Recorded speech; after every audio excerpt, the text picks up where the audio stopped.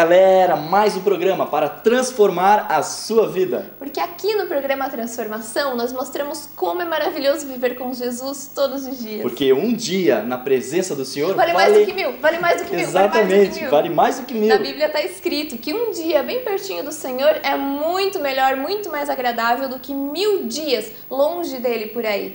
E hoje nós vamos assistir alguns testemunhos, nós vamos relembrar, na verdade, que passaram no ano passado e que impactaram muito as nossas vidas. De pessoas que foram realmente transformadas pelo amor de Jesus. Confira agora. Eliseu, você falou que aos 14 anos de idade você entrou nas drogas. Por quê? Devido a uma falta de aproximação familiar.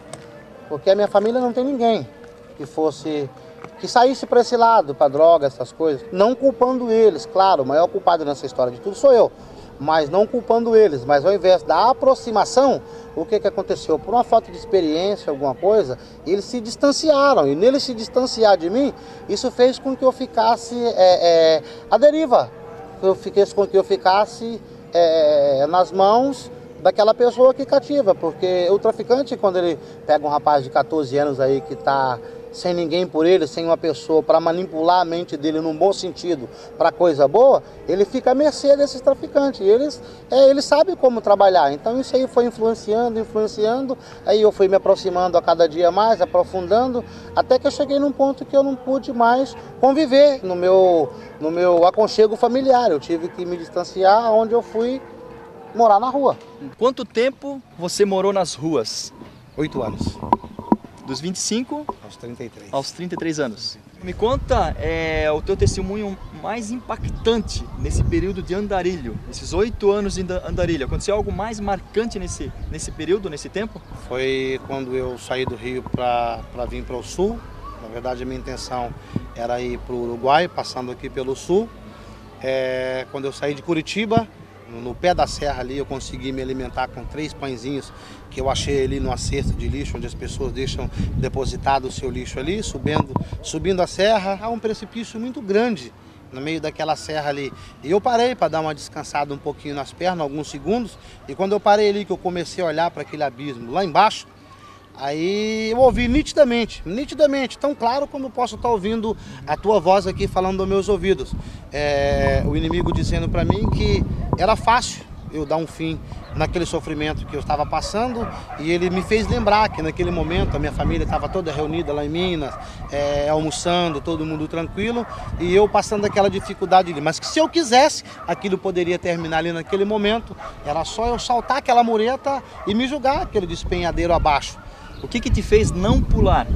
O que me fez não pular, que no mesmo momento que veio aquela voz, que eu tenho toda a certeza e convicção do mundo, que era a voz do inimigo, que é ele que veio para matar, roubar e destruir, me disse para pular e que estava tudo acabado, a voz do Espírito Santo de Deus soou do outro lado do meu ouvido e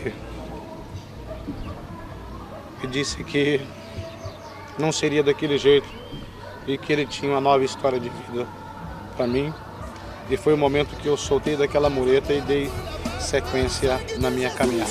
Me fez nascer de novo, ser guiado pelo Espírito e salvo pela graça de Deus. Foi pela 9 meses no Centro de Recuperação, no Novo Dia, albergue, do Pastor Bispo. Deus te restaurou assim de forma tremenda. E para onde Deus te mandou? Já foi Curitiba, já como missionário, fazendo a obra do Senhor. De Curitiba eu fui para Cândido de Abreu. Até então eu era solteiro, Deus preparou minha esposa, eu casei em Cândido de Abreu. Aí de Cândido de Abreu nós fomos para Ponta Grossa. De Ponta Grossa nós estamos fazendo a obra de Deus até hoje. Tenho minha esposa, tenho meu filho de 2 anos, tenho meu lar, tenho minha vida restaurada e uma dignidade, de estar nos caminhos do Senhor, sem dependência alguma, a não ser a dependência total do Espírito Santo de Deus. Agora você vai conhecer um pedacinho do testemunho do Volney, um professor aqui da UDESC, que talvez você até conhece. Confira agora. Então casou com a Cida e, como diz o ditado, viveram felizes para sempre. Ismar, na prática felizes para sempre, mas tu sabes que a vida de casal ela acaba se você não tiver algo que alimente verdadeiramente, vai caindo na rotina. Então a vida estava caminhando e tal, mas acabou que, do jeito que a coisa estava andando, naturalmente, a gente ia acabar, a amizade não ia se sustentar e a gente ia acabar se separando. Eu já tinha decidido isso, não tinha comunicado ela ainda, eu falo isso tranquilamente hoje para ela, mas eu não tinha comunicado ela, mas eu já estava cansando daquilo, né? Mas nós tivemos o Gabriel, como já falamos, e o Gabriel nasceu de fruto de uma oração. E o Gabriel foi uma criança que teve uma bronquite muito forte, toda noite parecia que ele ia morrer. E aquilo me deixou muito angustiado. E no final de semana nos convidaram para ir num evento, num retiro. E nesse retiro nós aprendemos a orar. E aprendemos que nós temos que orar pelas nossas famílias, nós temos que orar pelos nossos familiares. E primeiro eu entendi a mim, e depois entendi aqueles que conviviam comigo. E eu e a Cida, então, fizemos o propósito de nós dois orarmos pela vida do Gabriel. E naquele dia ele foi curado. Uma criança de 3 anos com bronquite, que o médico disse que iria ter até os 9. E te digo que ele nunca mais teve. Então, a oração tem poder. Tem poder porque nós permitimos. Então, aquilo ali foi suficiente não só para a questão do Gabriel, mas também para a nossa vida. Nós aprendemos a olhar para o outro, um para o outro diferente. Então, o amor voltou ao estado original. Hoje nós estamos há 15 anos depois desse evento juntos e nosso casamento parece que é o primeiro dia. Por quê? Porque não é só a amizade que sustenta, não é só o voto feito naquele dia que sustenta, tem que ter algo mais. Esse algo mais chama-se Cristo. E isso tem sido muito bom. Uma mulher cheia de vida, cheia de alegria e que transborda Jesus pelos poros. É a irmã Ione, você lembra dela? Vamos rever um pedacinho do seu testemunho. Pelos montes, com olhos de fogo. Espírito de morte, existe isso? Como é que aconteceu isso? Existe, minha irmã. Daí essa mulher disse para o meu irmão João, eu vou jogar um espírito de morte na tua família e eu vou matar um por um bêbado. E a minha irmã, que trabalhava numa empresa grande de Joinville, morreu bêbada. Ela já ia bêbada trabalhar, ela já vinha bêbada. A minha mãe começou a beber. E não era 1 litro de cachaça, era de garrafão, era de balde. O outro, meu irmão, ele matou-se bêbado, enforcado, bêbado, num pé de pinheiro. O outro, meu irmão, bêbado, minha irmã. O carro matou em São Francisco bêbado. E vocês sentiam assim desejo de beber do nada, de manhã? Como é que era isso? Minha irmã, eu tinha 16 anos e eu acordava de manhã aquela vontade de beber. Tomava capilé, tomava refrigerante e tomava limonada, mas não. Era uma coisa que queria cerveja e queria cachaça. Se brilha como o sol e com sua voz de muitas águas ele me diz. E a irmã é tão alegre, tão feliz. Como é que aconteceu a transformação da vida de vocês? A minha irmã estava varrendo o quintal, bêbada, irmã bêbada, garota de programa. Daí um irmãozinho ia ter um culto na casa dele e dele colocou uma caixinha de música assim. Foi na cruz. E a minha irmã bêbada foi tocada pelo Espírito Santo.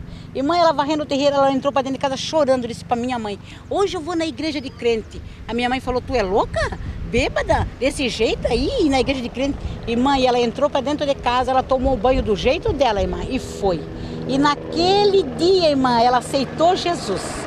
E o Senhor batizou ela com o Espírito Santo. Por isso que eu digo, meus irmãos, quando tiver um bêbado dentro da igreja, vamos abraçar, não vamos botar para fora. Porque hoje, se eu conheço Jesus, foi a minha irmã bêbada. Bêbada, minha irmã conheceu Jesus. Ele me diz, vem povo meu, vem me encontrar. Então a sua irmã teve uma experiência com Jesus e foi toda transformada. E você, como é que você encontrou Jesus? Eu tinha 18 anos, meu filho tinha 11 meses, ele ficou muito doente. Quando eu internei o meu filho ficou 70 dias no hospital. O médico disse, olha mãe, não tem mais o que fazer aqui. Pode levar para morrer em casa porque não tem mais o que fazer aqui. Eu entrei no ônibus chorando, desesperada, porque ele era meu tudo, era o meu neném. Sentei no lado de um anjo, que aquilo ali foi Deus quem viu aquele anjo ali. Uma senhora velhinha, bem velhinha, simplesinha. Aí ela perguntou para mim, o que foi, querida? Aí ela pegou e levantou assim a cobertinha do neném. E ela disse, realmente, ele tá feio. Mas como ele era um anjo enviado de Deus, ela fez assim, isso aí para Deus não é nada, minha amada. Bem assim, olha, hoje, 6 horas da tarde, na Rádio Colom, na Cultura, veio o pastor Guido. Tu coloca ele em cima do rádio e pede para Deus curar ele.